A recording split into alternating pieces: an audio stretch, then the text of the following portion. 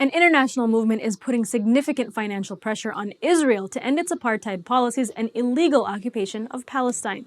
But politicians and legislators are pushing back, trying to make the movement completely illegal and quash the free speech rights of participants, especially those of students. Now, over the past 11 years, the Boycott, Divestment and Sanctions movement has launched a very successful boycott of Israeli products made in illegally occupied Palestinian territories. It's even convinced artists from musicians to circus performers to cancel their trips to Israel.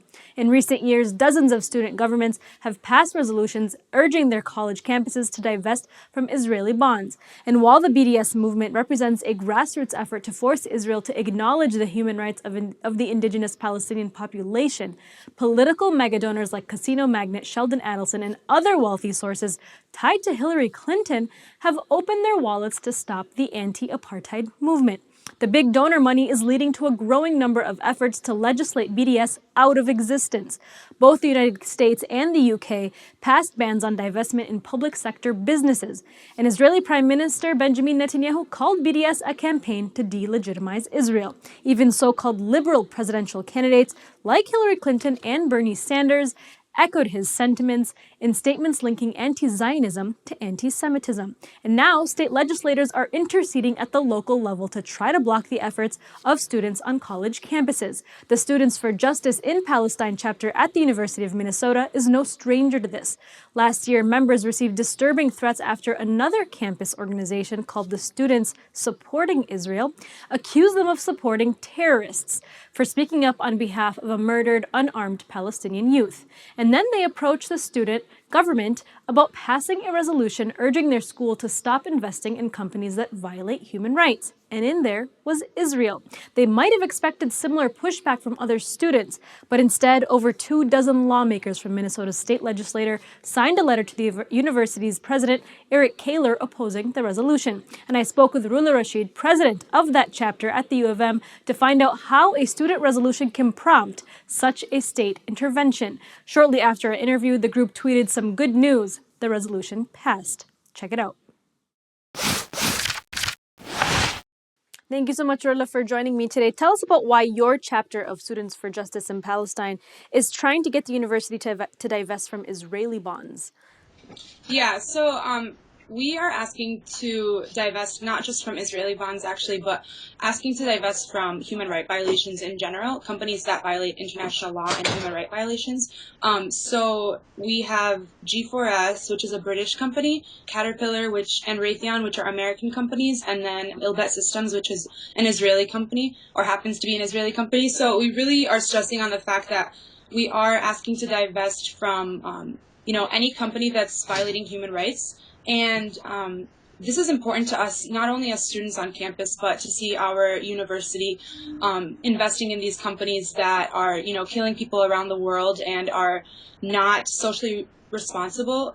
It's really important to us as a community, especially as a community of minority students. So we want our university to be socially responsible and value the students that go to the school.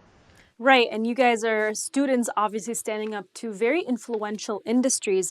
But tell us exactly how state legislators got involved in this BDS effort and what they said. I mean, are you aware of them getting involved over other similar issues in the past?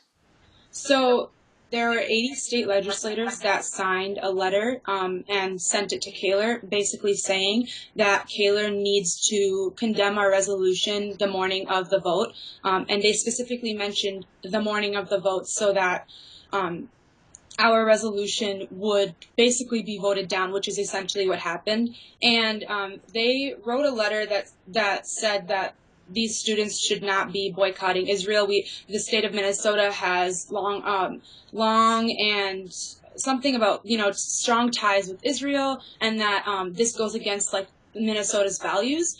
And what they failed to understand was that we aren't boycotting Israel, and we're not focusing on, how Israel, but we're mainly shedding light on the Palestinians, and we are shedding light on the fact that there are human rights violations, and that the international laws are being violated, which is, cited by the UN. So we weren't, a lot of people tried to shift the conversation to like we're attacking Israel and we're anti-Semitic, and that's just not what the conversation was supposed to be about, and we didn't want that to happen. But when AD legislators sign a letter and send it to the president of the university, it's bound that people actually believe those false accusations. So we found out about this when the president of Minnesota Student Association sent me the letter and said, hey, the reason why Kaler wrote this in the beginning is because of the AD legislators that had sent him this letter a couple days ago.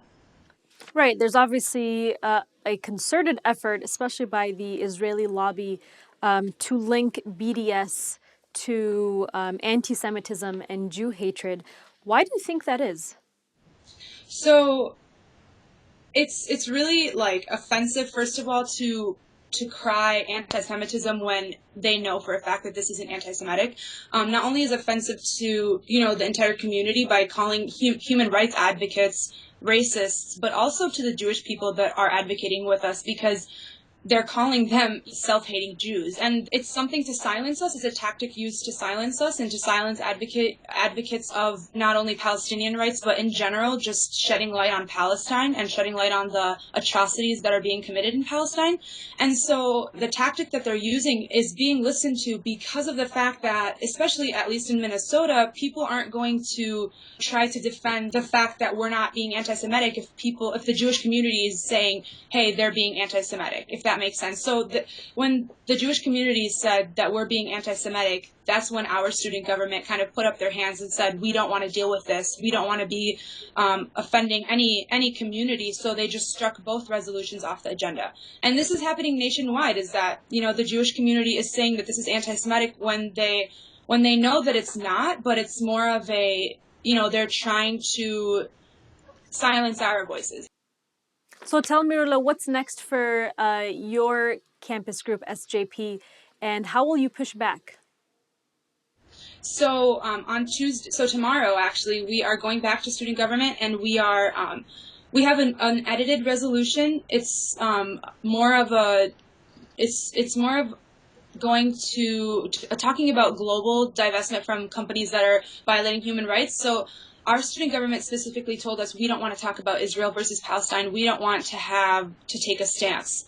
So we decided to make a more global approach. And so now our resolution says we would like to divest from any company complicit in the violation of human rights. And hopefully this will get people to understand that this isn't just about, Palestine or Israel, but this is about human rights, and Palestinians are humans. And so that's the approach we're taking, and hopefully this is just a first step into, continuing to ask for the Palestinian rights demands. But at this point, this is the approach that we're going to have to take tomorrow.